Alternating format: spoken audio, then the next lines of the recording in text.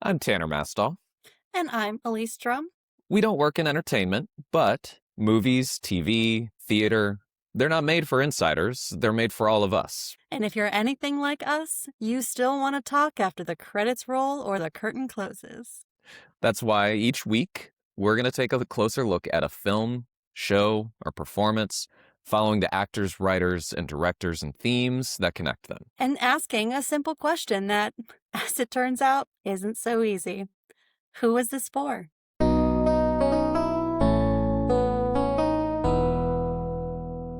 Wicked for Good is the much-anticipated second installment of the film adaptation of the Broadway musical Wicked. Released in 2025 with a book by Winnie Holzman and music by Stephen Schwartz, the musical is an adaptation of Gregory Maguire's 1995 novel entitled Wicked, The Life and Times of the Wicked Witch of the West. But wait, Maguire's novel is a twist on L. Frank Baum's The Wonderful Wizard of Oz and its subsequent 1939 film. Each of these properties are beloved in their own right, and after a wildly successful first installment, Wicked for Good had a lot of pressure to deliver. Did it? Today we ask, who is this for? And also, as a disclaimer at the top, we will plan to spoil the episode or content we're discussing today and any other project that comes up in our discussion. So if you hear the title of something that you've been meaning to see but haven't, feel free to pause and come back later. We'll also provide a sample of what we'll discuss in our show notes, so check that if you want a preview before diving in. Okay. Hi. Hi. How are you doing? I'm well. How are you? Oh, I am always a little too excited to talk about Wicked, to the point where... Yes, you are. To the point where I remember my parents visiting. We had some downtime at our condo, and so we were watching all together. They were more interested than I expected them to be, but they got bored around the time that What Is This Feeling came on, and so my mom was getting ready to get up and go to the bathroom, and I was like, wait, where are you going? And she goes, oh, I'm going to the bathroom. And I was like, oh, do you want me to pause it? And she goes, no, I don't need you to pause it. I made her stay. I made her stay. She had to pee. And I was like, no, you're not missing What Is This Feeling? I'm so sorry. This is the best. This is the best song in the musical, which I don't think is a popular opinion. You say that about each and every song, don't you? No. I am a firm believer in What Is This Feeling being the best song in the entire... Yeah, 100%. You're coming out with such a strong opinion very early I am in this coming out with a conversation. very strong opinion. I understand that Defying Gravity is technically the best song in the musical. I get good. this. It's iconic. But I maintain that What Is This Feeling gets at the heart of the relationship very, very well. It is clever, it's fun, it's well choreographed, it is infectious. It is by far my favorite. So wait, what is yours? I don't know. How do you pick a favorite of all of these songs? Stephen Schwartz, first of all, is a genius. And really, it is the music that makes this musical. That is my strong opinion. Wow. Hot take. Hot take. Without the music, this musical would be nothing. Okay, but all right. Act 2, really? The music makes the musical? You like No Good Deed? You like For Good, don't you? These are songs that are iconic. Yeah, but... As Long As You're Mine, Jonathan Bailey. For sure, there are 3 really good songs in Act 2, but there are several in Act 1 that... Okay, so we'll, getting right into it. So we're going to start out, and it's going to sound like I hate Wicked for Good. Well, good, because that's where I am. And then we'll get around to why I'm actually on the other side of that. But there's a reason why they are constantly playing music from Act 1 throughout Wicked for Good. Because because all of the songs in Act 2 are reprises. Well, partly that, yes, most are reprises, but also even the instrumental beats are punctuating really important emotional moments. We're not going to start with any new music. I actually have an answer to what you're just saying right now. Do it. What's what's happening? Why? So I listened to the Script Notes podcast, and they had Dana Fox on, who was one of the screenwriters for these movies. And she was talking about this difficulty of when you're watching the stage show, you see Act One, you have your intermission, and the music from Act One is completely in your brain. They had to conquer this issue of going a year without watching the first movie. Right. And how do you remind the audience of these very important songs? So she was talking about weaving the songs from the first movie in the script for the second movie to remind people about Act One, because it had they were basically catering to the audience who was seeing it in the theater. But Yeah. I mean, for when you're going to watch these back to back, that it'll be useful too. But really, it was to remind the audiences of the music from a year ago. Okay, so that's a much more generous and probably fair take. Mine was like, the music in this act is not strong enough to stand on its own, so they're leaning on the high quality nostalgia factor to keep folks engaged, because they don't have anything. They have nothing. They have nothing to start from to keep us hooked and excited in the second act. Well, and that's like classic movie musical, from yore. You had an intermission in these very long Rodgers and Hammerstein musicals, and they would come back with an entr'acte, which would reprise all of the songs from the first act. So this is also a tradition in musical history as well. Okay. All right. So you need me to get off of I'm Stephen being Schwartz's nice back. to Forgood, and you're being mean to Forgood. We're going to turn this on its head. I was going to say, let's go ahead and flip it then, because I had a much more positive reaction to this movie. For context and how we both viewed it, right? You had seen the stage production, right? You came into this knowing the lore of this musical, whereas I came in fresh to the movies. Even as a musical theater gay high school student, somehow, even my school organized field trips for people to go see Wicked, and I still didn't do any of those because it just always seemed so saturated in the culture that I was like, I'll see it at some point. 20 years went by, never saw it, and finally it was I saw the movie, and suddenly my friends started coalescing around me to shield me from spoilers, because I had people in my world saying, oh my God, you have no idea the monumental things that happen in Act Two. And then you, of all of my friends, were like, Tanner, don't get your hopes up. You didn't say it like this, but you were kind of like, no, Act Two is famously weaker than Act One. Notice how I'm not the friend shielding you. I'm the one being like, no, you're going to hate this. Right. You were real with me. Exactly. Yeah, and in some ways, both were right. I avoided spoilers and went in fresh and had a grand old time. I don't know how I didn't see this going directly into or leading directly into the events of Wizard of Oz. So I should have seen that coming. So it was right there in the text. It was literally right there. So yeah, afterwards, I felt like such an idiot for not seeing the Fiero thing coming. I should have known life is painless when you're brainless. And I guess some of the choreography mirrored that of the scarecrows in Wizard of Oz. I haven't actually don't seen feel the side by bad. side. I'm not sure I saw that coming either. And I read the book before I saw the musicals. That's great. Yeah. I didn't see it coming until we got Tin Man, until we got what's his bucket? Why can't I think of his name? Ethan Slater, SpongeBob. Until SpongeBob becomes Tin Man. It's Bach. Until Bach not becomes. Big. But yeah, once we had Tin Man, I was like, oh, okay, I know exactly how this is all going to go now. I was able to just enjoy the creative shoehorning. And there's the title of the episode. Creative shoehorning. Yes. Okay, so I had a grand old time. Maybe you can speak a little bit more about your experience and why you had an initial negative reaction. Yes. And why maybe you owe John Chu an apology, a public apology for the masses to ingest. He did not hear me besmirch his name, but I'm going to publicly apologize to him anyway. My context for Wicked, I was the exact correct age when Wicked came out for the obsession. And when you are a theater nerd in high school and a show like Wicked drops, you can't do anything but listen to the soundtrack all the time. And that's what I did. I loved the soundtrack so much, I got the book. The book was not for me. It was not for high school me.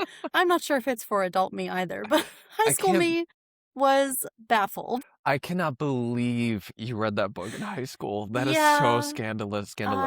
it's scandalous. I was not prepared for sex, religion, and politics, but there we go. I was obsessed with this show. It opened on Broadway in 2003. Obviously, there was no chance I was going to get to go see it, being um a poor young thing whose parents would never go all the way to New York to see a musical about the Wicked Witch of the West. Then, fast forward to 2006, I was living in London doing a semester abroad, and Wicked actually opened in September of 2006, and I had the chance to go. 25-pound front row seats to see Wicked with Idina Menzel. I went and waited in line at 9 o'clock in the morning and got myself some front row seats. It was still, to this day, my best theater anecdote that I got to see Idina Menzel from the front row. Walked away from the show completely enamored. It has carried me these past 20 years with this love of this show. But obviously, memory fades in 20 years, and I had the feeling, what is this feeling? It stuck with me. But the plot and the structure of it didn't really stick. Then we go into the movies, and I watched the first movie and really primarily loved most of it. We can talk about that later, but generally speaking, I just had a struggle. I struggled with the tone, and really the reason for the apology is it's not John M. Chu's fault. The tone in the show really struggles with finding itself. And the reason I know this is because I was just in London 2 weeks ago and had Yeah. the chance to reprise my viewing of Wicked Yes. in the same theater where I saw it the first time. So That's so cool. Damn. This is it all for was you. fabulous. What a bookend, right? Right. 20 years getting to see it in the same theater. But that said, I was sitting there watching the same exact jokes from the movie, watching the same structure, and I was like, oh no. I besmirched John M. Chu for no reason. It's not his Yeah. fault. I could talk about the details of why I don't care for the structure or the tone, but that's Well, my story. yeah. I'm curious Good. about your specific reaction to both movies. To the first movie, I know it wasn't a perfect product for you. And then, yeah, how that informed how you reacted to the second movie as well. Yeah, and I do think a lot of my reaction was shaped by 20 years of listening to a soundtrack. Yeah. And knowing that musicals in modern history have moved more toward being entirely sung through. You have things like Hamilton and Hadestown that you listen to the soundtrack and you get the entire story. Wicked, remembering back to 2003, was almost entirely sung through, but there is dialogue, there is story that takes place not in a song. But that didn't matter to me. I just listened to the soundtrack for 20 years. So when I sat down in the theater, going on a weekday in the morning, hoping to be the only one there so I could sing, one other person showed up to the theater and I was devastated. Sitting there, you hear the first notes of the opening song, and yeah, I was just transported. I was overwhelmed. I loved the rendition of Ariana Grande, having her change but not Yeah. alter too much, on Kristen Chenoweth's brilliant interpretation of the song. Yeah. Where I struggled, and I struggled throughout the film with this exact same problem, is to me, music is momentum. These songs have a story they're telling through the musical language of propelling forward. And the direction and the way that they chose to weave conversation into the songs basically halted the song for dialogue. And then we'd pick back up and we expect it to have the same momentum I did that hear we this. had. Yeah, So I did you hear this have critique. the first song. I have not timed it. I should go back and time it. Yeah. Felt like it was at least 15 minutes long. Yeah. But there's dialogue sprinkled throughout. And the dialogue is important, and I want the dialogue there. I need the dialogue there. Right. But there seems to be a disconnect with this idea of what a movie musical is. Sure. That Yeah. to me is that's my critique. And I found it in the first song. I found it in Defying Gravity. I found it in The Wizard and I. There are parts in that first movie that are just magical. You have these powerhouse singers at the top of their game, and then we stop for a flashback. And I was taken out of it. That's to me the weakest point of the first movie. Yeah, okay. I think that's fair. I do think that like the interruption too. I think Dancing Through Life, I could be really Yes, exaggerating Dancing this, Through Life. Oh my God, I can't believe I didn't list that. but I think the total the total time that that extends through to the Ozdust ballroom scene, like I think we're Yes. looking at like a 45-minute something like that runtime Yes. for the overarching motif, right? And by the time you get to the end, you're like, we're still in this song? How Yeah. did this happen? Right. And then so Act 2, so Wicked for Good, Act 2.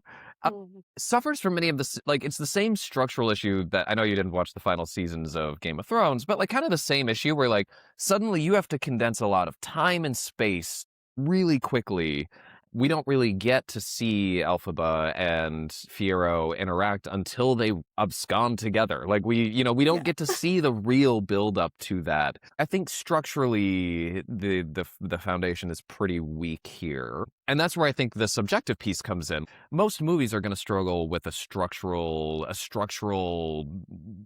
critical weakness anyway, because we're bending the events of real life into a container that forces you to suspend your disbelief. And so how easy is that to do in any given movie? And that's going to depend on why you resonate with a piece of art to begin with anyway, right? So for me, I was willing to forgive these structural issues because I was like, yeah, we're dealing with some interesting stuff anyway. I think the politics that it drives at, I think the maybe it's just the sheer firepower of the performances that like carries us through works for me and seems to have worked. So here's where I think seems to have worked for everybody but you. Tell us why. No. Seems to have not. No. So actually, that's not true. And this is where like I get into rough anecdotal approximations here. But a lot of my women friends who watched this movie did not like, especially Wicked for Good. Whereas the gay men in my world, because who is Wicked for but women and gay men? Like I don't know. Like, I'm not sure. That is correct. You've answered the question. Yeah. We're done. Correct. But like most of the gay men in my world, even if they, if they were on Letterboxd giving it 3.5 stars or something like that, they didn't have the angry reaction that many of the women in my world had to it. Yeah. They basically said like, not as good as the first, but so fun. Like that was their, which is not a fun movie. It's very bleak. Well, gay men love a good bleak movie, don't they? But there's a thing, there's something to dig into there. But I think I'm wondering what the like resonated for one group, again, more generally. Well, why don't I say on behalf of women? Yeah, I was gonna say, could you speak for women, please? Could you I will do me a speak favor? on behalf of the women who are angry or displeased at this Yes. movie, and then you can speak on behalf of the gays who are saying, so fun. Great. Yes, let's do it. I mean, I don't know. I don't know why women didn't particularly care for this movie. I know why I didn't. And to me, so many of the issues that I have with the stage production just lingered and were made more pronounced. That to me, I think, is what I struggled with. We went from having a 45-minute second act elongated to how long? 2 hours? 14 minutes? Yeah, like just over 2 hours, I think. Yeah. We added over an hour of content, and I still don't know anything. I still don't know anything useful. I struggle with a few things. We're at university, and then suddenly, Nessa, is she still a teenager? Is she an adult woman? How much time has passed? She's now the governor of Munchkin Land. Okay, I'm here. I want to be here with you. Yeah. How did this happen? And I know in the cutaway during Defying Gravity, we see Elphaba's father have a heart attack. That's all well and good. That was a year ago. Right. Like a year ago in my time. How much time has passed? What is going on? How did we get here? I can't wrap my head around how the story got where it is. And that I think is where I struggle. It's like we added so much time and none of it mattered. None of it mattered. It was pretty. And we added some songs that were subpar. Steven Schwartz, I'm so sorry. But, like, why? Why did we add these things? I don't understand. Okay, so that's where, agreed that the new songs kind of suck. But I actually really found No Place Like Home fascinating. Like, okay, Of course you did. But I'll come to that in a second. I want to summarize what you just said, which is that women are upset with the structure of this movie. Well, I And said that I am upset with the structure I of know. this movie. I don't know why Right. women are I'm upset. Maybe they're correct. upset because they didn't get Jonathan Bailey themselves. I don't Right? know. Maybe that's the Right. problem. Because Elphaba was not a girl's girl. I did wonder though if, like, correct me if I'm wrong, we don't get a lot of like high visibility, high production value stories about female friendship. Like I just am not aware of many that quite get onto the scene at this level, scale, caliber, especially like set to grand music, action sequences, that kind of thing. This is unique, and that's why I think especially the first movie is particularly compelling. We get a really grounded story about friendship that is just kind of unique, interesting, and has like a kind of a tentpole place in popular culture. That's me doing no research. So like, I don't know, would you agree? I would agree, really, and that's why, like, I mean, people kind of joke that Frozen is like a sequel in some regard. Like, Yeah, it's yeah. Idina Menzel singing a powerhouse song, like, and struggling with a friendship with another woman. I Yeah. mean, sister in Frozen, but you have this, like, it's a very unique story to have two female protagonists growing in friendship and struggling because they disagree with their worldviews. Yeah. Really important story, which I think is why it has lasted this Yeah. long and why it got this grand showcase on the world Right. stage. Yeah. And I think that that makes sense, especially for the first half. I think for the second half, then we move into kind of into a political space, into myth making and culture, and we move away from the friendship. And so we only get a few scenes with Elphaba and Glinda. And I think that that scarcity is probably a little bit unsatisfying in part. I think that's maybe partly why why public discourse seemed to fall off a little after the second movie, because like, yeah, what we loved was seeing the friendship that emerged on screen sort of at least seemed to be performed by Ariana Grande and Cynthia Erivo after. We could hold it, we could continue projecting ourselves into that story in some way, shape, or form, whatever. But like that's not the heart of the second half, and But I think potentially less think interesting. I do think that it could have been, and that maybe Yeah, that is where I fall. Maybe that's where I can speak for women, Tanner. Even when you're not with your friends, you're thinking about your friends. You're thinking yeah, about how your actions are impacting your friends, and they do make subtle allusions to the fact that they are thinking about each other. They're taking action that they know the other would disagree with. That conversation with Glinda and Fiero when she springs this engagement on him and they go behind the scenes, that is my favorite edition yeah, of that movie. That's not in the stage production. That yeah, is so powerful and gives Fiero a moment to be a person rather than just an object to be fought over. And we have this moment where Glinda's like, I know that she's out there. I want her to be safe too. And we get the motivation of why she has Fiero, the captain of the guard, and why he's searching so diligently for her. yeah, It is such an important conversation. I just wanted more of that. That is storytelling is. That is where we get the meat of why we feel like this friendship was important. yeah, And I feel like we got lost in the spectacle a little bit too much. I yeah, didn't need a 5-minute sequence of Elphaba disrupting the building of the Yellow Brick Road. I didn't need it. And I mean, I guess we needed an example of her being a domestic terrorist or whatever. I'm sure that you're going to tell me that was your favorite scene, but I wasn't there for the spectacle. And I know that that makes me a minority opinion here.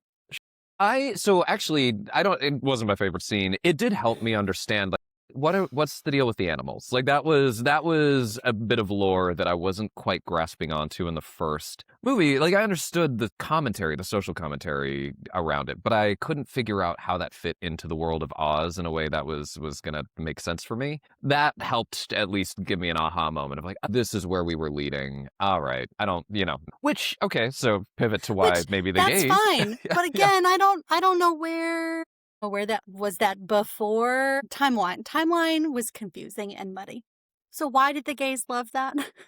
My theory, right, if I'm going to speak for all the gays, which, you know, and I think I've been authorized to do by somebody, I do think that's partly why so, you know, I'm no like queer literary scholar by any means, but there's a known phenomenon of identifying queerness with the villain arc. Right? There's a, you know, Disney villain style projection and all of that kind of stuff that comes along with being on the outskirts of normativity. And so when you're made to feel like you're other than, or like there's no foothold for you to fit in acceptably, you build a parallel track and build your own story, myth, that kind of a thing. And I guess, sorry, so I think I'm going to back up for a second. Right, the movie really does, the second piece especially, really seems to tackle like three really big themes. The first being friendship, like female friendship, and I think that one gets shortchanged in the second half. The other tends to be like otherness, queerness, and not specifically to like a sexual identity, just to like that sense of being othered in society in a way that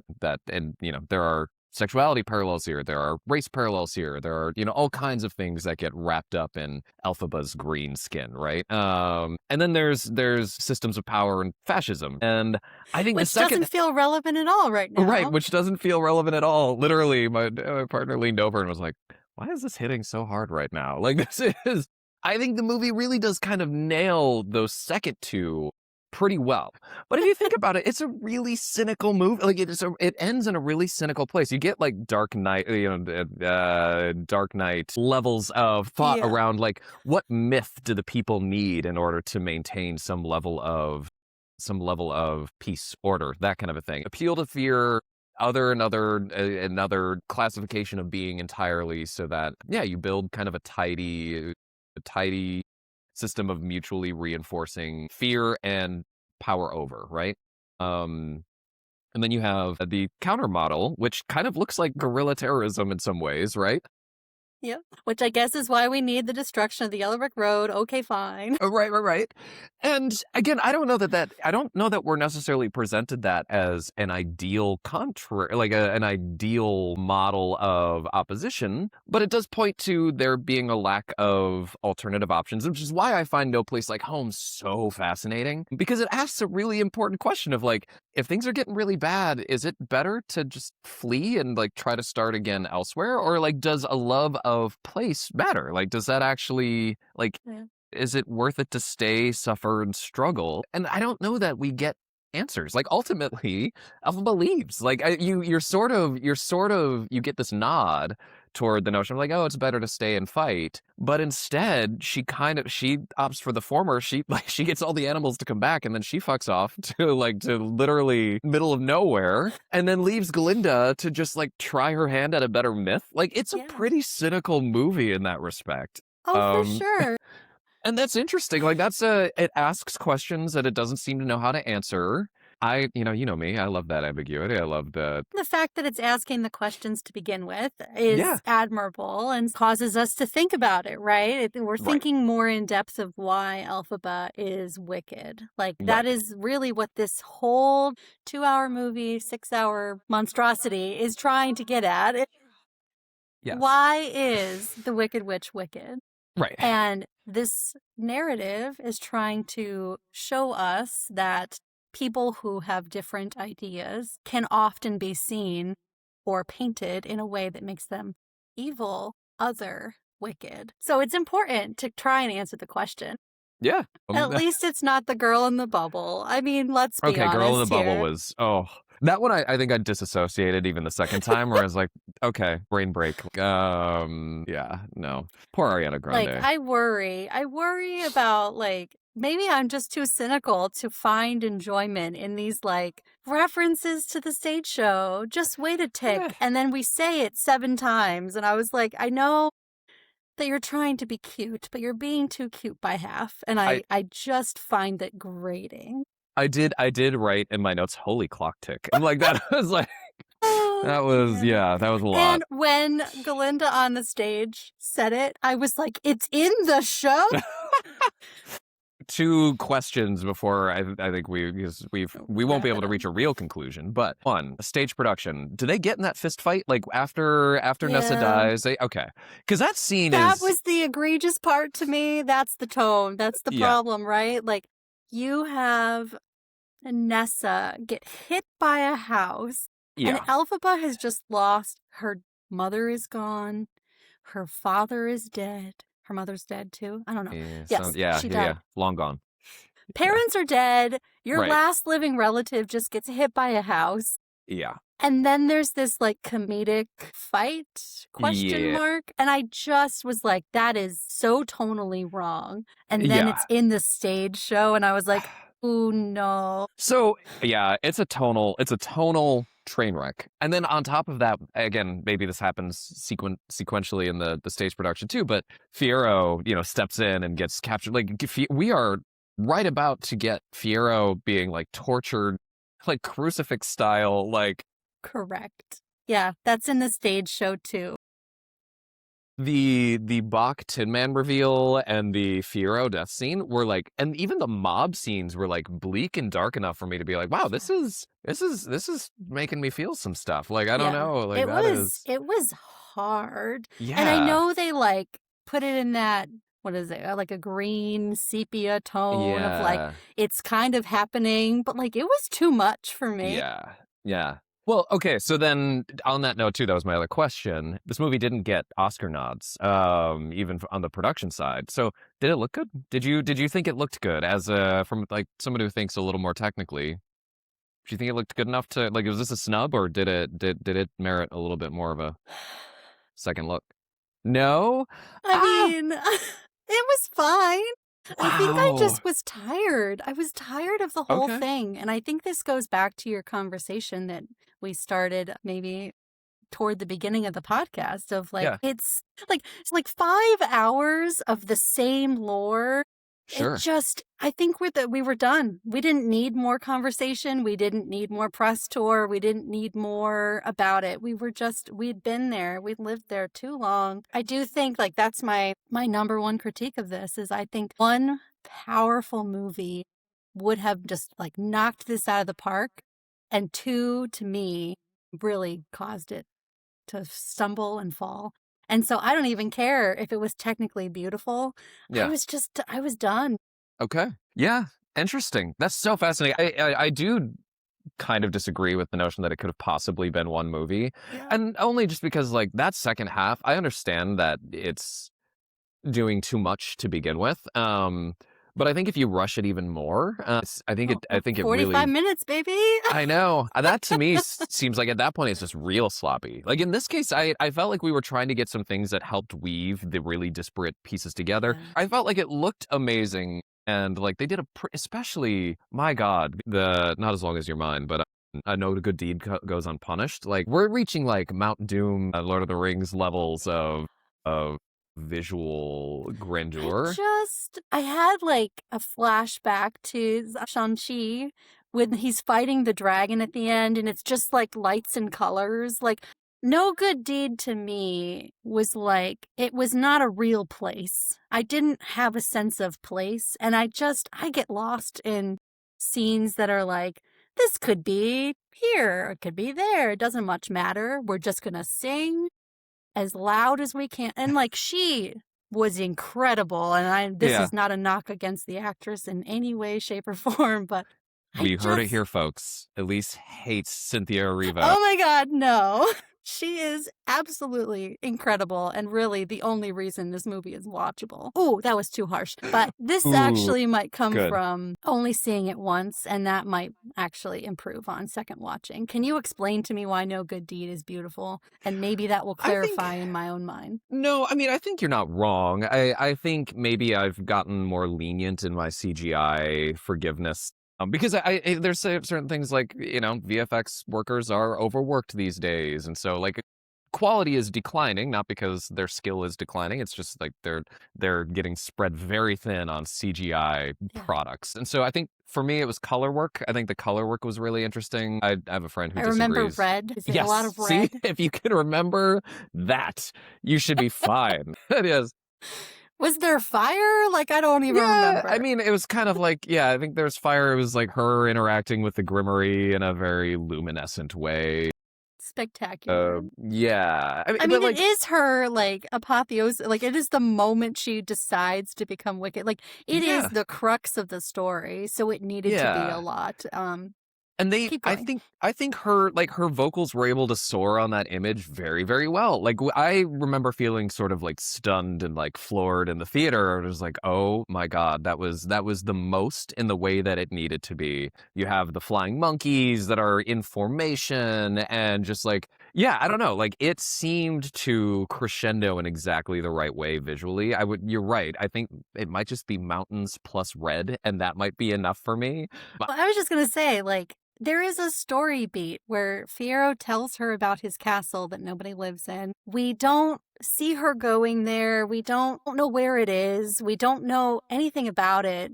And then we're there, but we don't really get a view of, like, we don't even have like an aerial shot. I don't remember an aerial shot or something telling us we're at Fiyero's castle. Like, I knew that from external sources, and your movie's almost 2.5 hours long. You can't give me context clues of where we are. We're in like a fiery pit, and yeah, it's gorgeous, but it's like, it's all feels, it's all vibes. It's not story. So I just have a really hard time with like place in this movie. The stage production, when you get into the theater and you sit down, the backdrop in front of you is literally a map of Oz. You're staring at the map of Oz for the 30 minutes that you're allowed to be in the theater before the curtain goes up. And you're Yeah, getting your sense of place that by is, sitting there. And yeah, like, that's when he interesting. says he's the Prince of Winkie Land, I know where that is because I've been staring at the map. I understand we're in a mythical land, but if we don't understand the rules of the land and we don't understand where we are, like, there's a reason why Lord of the Rings is so powerful. When the hobbits are going to Isengard, we know where that is. Like, I wanted just a little bit more. And like, how did Dorothy find her? How did Glinda find her in that castle? I didn't even know where the castle was. How did they find her? So I just wanted just like a smidgen more on story and a little Yeah, less on spectacle. yeah.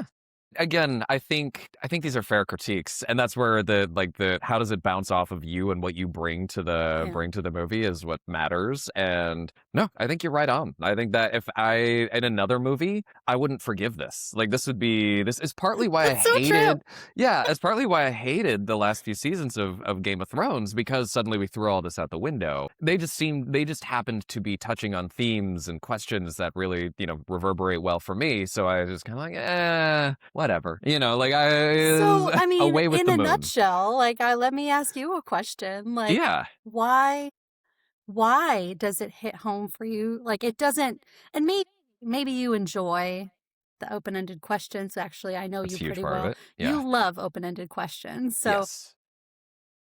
the act of asking the question, I presume, is why you love this movie or these Yeah. movies. It deals with, like, again, hard questions around complicity. I really, the dialogue with the wizard, where he basically says, "Yeah, I could tell them I'm a fraud, and they wouldn't believe me because they don't want to believe me." Yeah. So getting into that element of groupthink versus running contrary to groupthink, and how that changes your own self-perception and identity. But yeah, I mean, at that point, like, it's the stellar, like, towering performances. I think for all the film's structural issues, I genuinely feared Ethan Slater. I didn't think I could do that. Again, SpongeBob. I'm afraid of SpongeBob.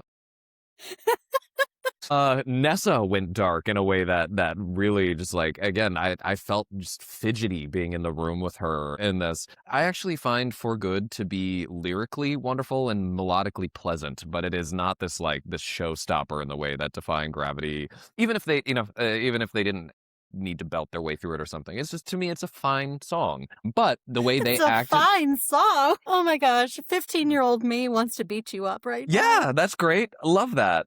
And you probably could. I was And not a probably strong could. 15-year-old. Yeah, but The way they acted the hell out of that final sequence. Again, it's a phenomenal cast. It looks great, and they get at questions that I find interesting, which means I am willing to forgive a lot of structural issues, which is not the case in other places. Again, we've talked Yeah. about Saltburn and stuff, where I like that movie is technically a vibes movie, and I just get stuck on the structure. So like, yeah, I don't know. Like, it's So, clearly can yeah. you answer? Like, I think we haven't really answered the crux of our question here.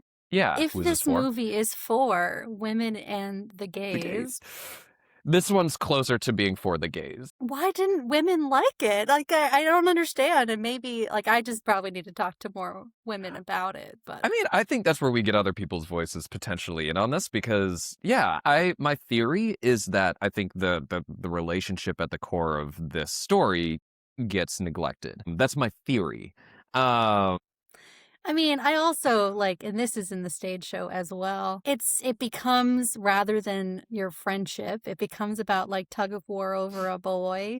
yeah, And yeah, I think that kind of is a hard pill to swallow. Your tug of war over Fiero, as beautiful as he is is kind of like watering down the level of this friendship. if you're going to invest in this very long endeavor, if it's going to take on too many themes and it neglects the one that was important to you, then it's not going to land as well. And this one happened to pick up a theme that I really loved, and so it really did work Well, for me. and I loved the conversation around misinformation. I like Yeah, all yeah, of the themes that you're alluding to and like the threads that you're tugging on are actually the redeemable parts of this film. So you have identified, in my opinion, the best yes, parts of this film. right, Where I struggle is like it tried so hard to balance the shoehorning. What did you call it? The shoehorning yeah, of the Wizard of shoehorning. Oz Yeah, yeah, yeah, yeah, into a story that was like it felt like it so desperately wanted to be something else, and yeah, then it had to be what it was. It's like a flying monkey or a monkey getting wings, right? Like right. it's a Frankenstein's corpse of a movie that's trying to be Yeah, everything, and it, yes, to me, didn't succeed in being everything. And not that I thought it could. I yeah. honestly went into this expecting it to not live up to my expectations. But there are good things in it, and there are parts of it that really, like, I love asking the question of, like, what are we being told? How are we being told this? What do we believe from the powers that be?